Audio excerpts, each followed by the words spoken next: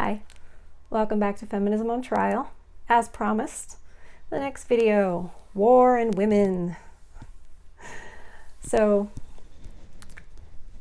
my fiance was at work the other day and he asked someone about, a president or who should be president. And this woman said, well, I think Hillary Clinton would do a good job as president. And he said, why? And she said, because she's a woman. So, men and women are the same, and feminism is supposedly about equal rights, but we need a woman president. If you say that, you're just saying we need a woman president because you think women are better. Or you think for some reason a vagina in the White House is somehow going to do something different. It's illogical.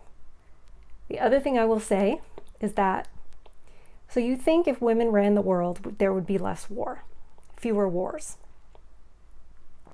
Really? Have you ever seen a group of women?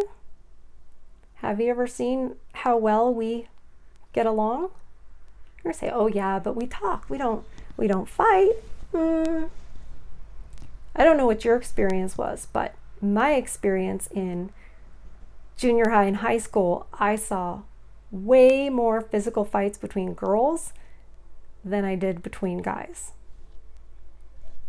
They tend to be the initiators physically. They do. And I don't know where this idea of women are so peaceful and they never hit anybody, just go on YouTube and do a search. They're all over the place causing a ruckus and starting to, throwing the first punch or throwing something across the room at somebody. That's what they do. They absolutely do.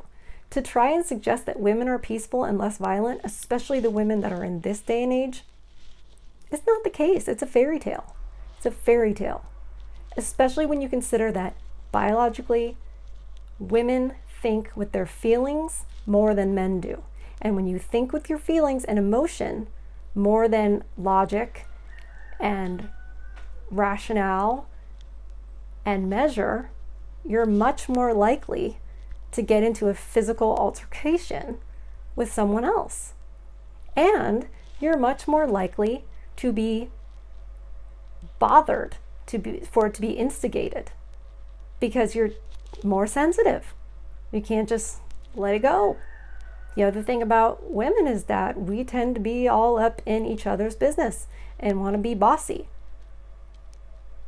So before you feminists say it would be better if women were running the world, I don't know. Case in point as well. This is not my opinion.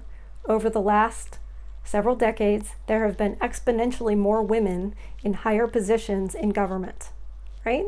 The 20th century, that's when that happened. Did we have fewer wars? Did we have fewer wars? Do we have fewer wars as more women are elected to Congress? No. Do we have fewer wars now that there have been female prime ministers of different countries? No, we don't.